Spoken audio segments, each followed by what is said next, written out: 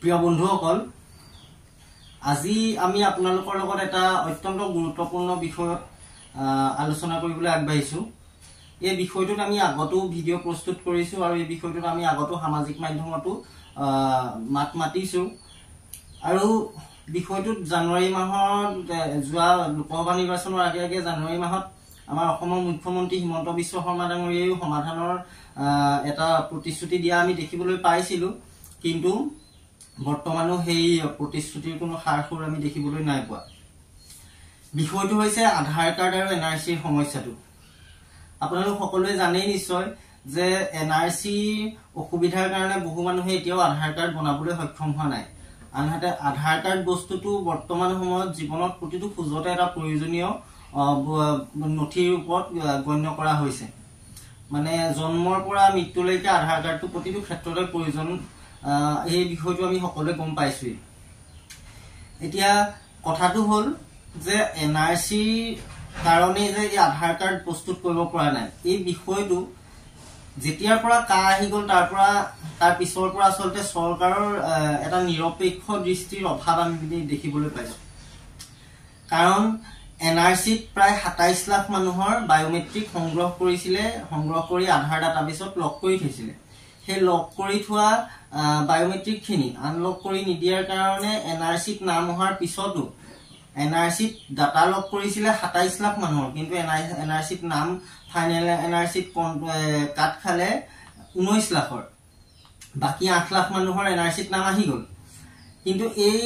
৮ লাখ মানুহেও আচলতে সেই ১৯ লাখৰ লগতে আধাৰ কাৰ্ডৰ সুবিধাটোৰ পৰা বঞ্চিত হৈ আছে। বঞ্চিত হৈ থকাৰ মূল কাৰণ যদি আমি চালি জাৰি চাবলৈ যাওঁ, আমি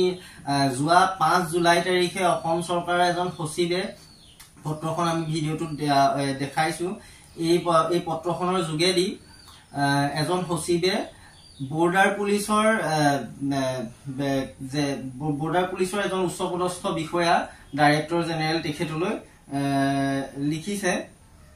এই পত্ৰখনত ইয়াত স্পষ্টকৈ আচলতে এটা নিৰ্দেশনা বৰ্ডাৰ পুলিচলৈ দিয়া হৈছে যে ২০১৪ চনৰ ৩১ ডিচেম্বৰৰ আগত যিসকল ব্যক্তি হিন্দু, শিখ, খ্ৰীষ্টান, পাৰ্চী, বৌদ্ধ, জৈন এইকেইটা ধৰ্মৰ যিসকল ব্যক্তি আহিছিলে ২০১৪ চনৰ ৩১ ডিচেম্বৰৰ আগত, তেওঁলোকৰ কেছসমূহ ফৰেন ট্ৰিবিউনেললৈ পঠিয়াব নালাগে আৰু বাকী যিসকল থাকি গ'ল তেওঁলোকৰ পঠিয়াব লাগে। কিন্তু আমাৰ সমস্যাটো এইটো নহয় যে তাত সেই আটাইকেইটা ধৰ্ম বাদ দিয়াৰ পিছত থাকি গ'ল তাত একমাত্ৰ ইছলাম ধৰ্ম। সেই ইছলাম ধৰ্মৰ মানুহখিনি ফৰেন ট্ৰিবিউনেললৈ পঠিওৱাটো আমাৰ প্ৰশ্ন নহয়। আমাৰ প্ৰশ্ন নাগৰিকত্বক লৈ নহয়, আমাৰ প্ৰশ্ন হৈছে যিসমূহ ব্যক্তি ভাৰতৰ নাগৰিক হিচাপে ইতিমধ্যে প্ৰমাণিত হ'ল। ২৭ লাখৰ ভিতৰত যি ৮ লাখ মানুহৰ নাম এনআৰচিত আহি গ'ল, সেই তেওঁলোকে আধাৰ কাৰ্ডৰ অধিকাৰটো দিয়াৰ কাৰণে চৰকাৰে প্ৰথমতে ব্যৱস্থা ল'ব লাগিছিলে নে তেওঁলোকে বৰ্ডাৰ পুলিচলৈ এই ১৪ চনৰ আগলৈকে যিসমূহ বিদেশী বাংলাদেশী, পাকিস্তানী, আফগানী যিসমূহ বিদেশী, সেই বিদেশীসমূহ যিসকল আহিলে তেওঁলোকৰ সুৰক্ষাৰ কথাটো আচলতে আগতীয়াকৈ চিন্তা কৰিব লাগিছিল। এই এনআৰচি আধাৰ কাৰ্ডৰ বিষয়টোত আচলতে বিভিন্ন দল সংগঠনেই হওক বা ৰাজনৈতিক পাৰ্টিয়ে হওক তেওঁলোকে মাত মতাত আচলতে কিয় সংকোচ বোধ কৰে আমি কথাটো বুজিবলৈ আচলতে অলপ অসুবিধা হয়। আৰু কথাটো এনে নহয় যে এই সমস্যাত যি ভুগিছে তেওঁহে মাত মাতিব। আচল কথা, যদি আমি মাত মাতিবলৈ যাওঁ প্ৰতিটো অন্যায়ৰ বিৰুদ্ধে আমি মাত মাতিবলৈ আমাৰ সামৰ্থ্য শক্তি থাকিব লাগে। বিশেষকৈ এনআৰচি আধাৰ কাৰ্ডৰ বস্তুটো নাগৰিকত্বক লৈ এটা প্ৰশ্ন হয় আৰু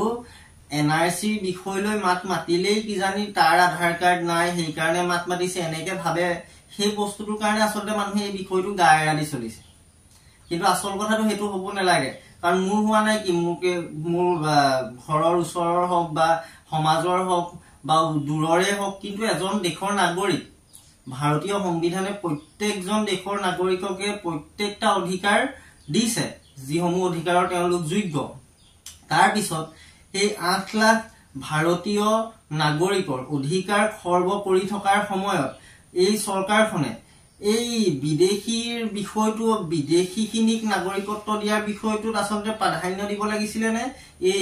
যিসমূহ ব্যক্তিয়ে আধাৰ কাৰ্ড নাই কাৰণে তেওঁলোকে এতিয়া এডমিশন লবলৈ মাজে মাজে অসুবিধা হয় একাউন্ট খুলিবলৈ অসুবিধা হয় বিভিন্ন অসুবিধাত ভুগি আছে সেই দেশৰ মানুহখিনিৰ সমস্যাটো আচলতে সমাধান কৰিব লাগিছিলে এই বিষয়টো মই ভাবো আপোনালোকে যিমান পাৰে শেয়াৰ কৰক আৰু আপোনালোকে নিজেও নিজৰ নিজৰ ৱালত এই বিষয়টো লিখক নিজৰ নিজৰ ফেসবুক ৱালত লিখক আপোনালোকে শেয়াৰ কৰক যাৰ জুনে জুনে এই সমস্যাটোত ভুগি আছে তেওঁলোকে বিশেষকৈ শেয়াৰ কৰক আৰু তেওঁলোকে বিশেষকৈ এই বিষয়টোত মাত মাতক কাৰণ আপোনালোকৰ হৈ কোনেও মাত নেমাতে মাত এইটো কাৰণেই নেমাতে বিষয়টো হৈছে নাগৰিকত্বক লৈ আৰু সাধাৰণভাৱে আমাৰ অসমৰ পৰিৱেশ পৰিস্থিতি এনেকুৱা যে অধিকাৰৰ ক্ষেত্ৰত মাত মাতিবলৈ হলেও কিছুমান কথা চিন্তা চৰ্চা কৰিহে মাত মাতিবলৈ যোৱা আমি দেখিবলৈ পাওঁ এই বিষয়টো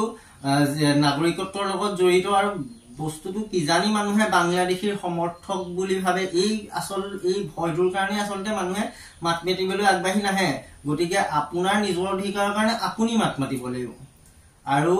সদায় কোনেও কাৰো কাৰণে মাত মাতি নাথাকে গতিকে চিন্তা চৰ্চা কৰি আপোনালোকে দেখিছে আজিকালিৰ দিনত সোশ্যাল মিডিয়াত ফেসবুক বা টুইটাৰে হওক ফেসবুকে হওক এইবিলাকত যেতিয়া এটা বিষয় ট্ৰেন্ডিংত আহি যায় সেই বিষয়টোৰ সমাধান আপোনালোকে দেখি আছে এই এডিআৰই এক্সামটোৰ ক্ষেত্ৰতে যদি চাই আপোনালোকে যে এদিনৰ ভিতৰতে তেওঁলোকে সিদ্ধান্ত সলনি কৰিবলৈ বাধ্য হৈ গল তেনেদৰে আপোনালোকে যিসকলৰ নাম এনআৰসিত আপোনালোকৰ আহিলে যিসকলে আপোনালোকে আধাৰ কাৰ্ড বনাবলৈ পৰা নাই আপোনালোকে কম্পিউটাৰ দোকানী বিলাকক গৈ আধাৰ কাৰ্ড কেনেকে বনাম সুধি থাকিলে আপোনালোকৰ কোনো সমাধান নোলায় আপোনালোকে নিজৰ সমস্যাটোৰ বিষয় লৈ আপোনালোকে মাত উঠাওক আপোনালোকে সামাজিক মাধ্যমত আপোনালোকৰ আৱাজ উঠাওক আপোনালোকে ৰাজপথত আন্দোলন কৰিবলৈ যাব নালাগে কিন্তু নিজৰ নিজৰ ফেসবুকৰ ৱালতো এটা পোষ্টটো লিখিব পাৰে আপোনালোকে লিখক দেখি কিমান মানুহে সমস্যাত ভুগি আছে আপোনালোকে জনাওক চৰকাৰৰ দৃষ্টিগোচৰ কৰক যেতিয়া আপোনালোকৰ সমস্যাটো চৰকাৰৰ নজৰত আহিব আৰু যেতিয়া আপোনালোকে নিজৰ অধিকাৰ বিচাৰিব তেতিয়াহে আপোনালোকক অধিকাৰটো চৰকাৰেও দিব আপোনালোকে নিজৰ অধিকাৰ বিচৰাই নাই কম্পিউটাৰ দোকানী বিলাকক গৈ গৈ সুধি থাকিব যে আমাৰ এনআৰসিত ফিংগাৰপ্ৰিন্ট লৈছিল আধাৰ কাৰ্ড কেতিয়া বনাম কেনেকে বনাম পাৰিব নি বনাবলৈ পইচাও যিমান লাগে সিমান দিবলৈ সাজু হেনেকে আচলতে বিষয়বোৰ সমাধান নহয় আপোনাৰ অধিকাৰ খৰ্ব হৈছে আপুনি অধিকাৰক লৈ মাত মাতক আৰু আপুনি তেতিয়া আপোনাৰ তাৰ ফল পাব আৰু চৰকাৰখনৰটো দেখিছে তেওঁলোকে এতিয়া বিশেষভাৱে তেওঁলোকৰ আটাইতকৈ ডাঙৰ সমস্যাটো হৈ গল যে আপোনালোকে নিৰ্বাচনত কি ধৰণে আচলতে ভাৰতৰ নাগৰিকে তেওঁলোকক এটা ফুলঠেকত পেলাই দিয়া নিচিনা হৈছে পৰিৱেশ বৰ্তমানৰ চৰকাৰখনক তেওঁলোকে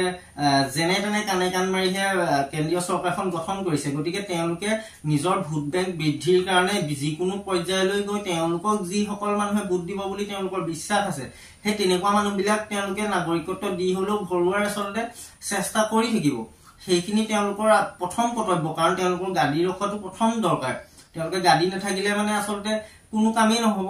কিন্তু আপোনালোকে নিজৰ অধিকাৰটো সাব্যস্ত কৰক আপোনালোকে সোশ্যাল মিডিয়াত এটা ট্ৰেন্ডিংত আনক যে আপোনালোকে সমস্যাটোত ভুগি আছে এটোৰ সমাধান লাগে কম্পিউটাৰ দোকানী আপোনালোকক আধাৰ কাৰ্ডৰ সমস্যাৰ সমাধান দিব নোৱাৰে গতিকে মই আপোনালোকলৈ এটোৱে অনুৰোধ জনাইছো যে ভিডিওটো যিমান পাৰিলে শেয়াৰ কৰক আৰু তাতকৈও অত্যন্ত গুৰুত্বপূৰ্ণ কথা হল আপোনালোকে নিজৰ নিজৰ ৱালত এটা পোষ্ট লিখক যে আমি এই সমস্যাটো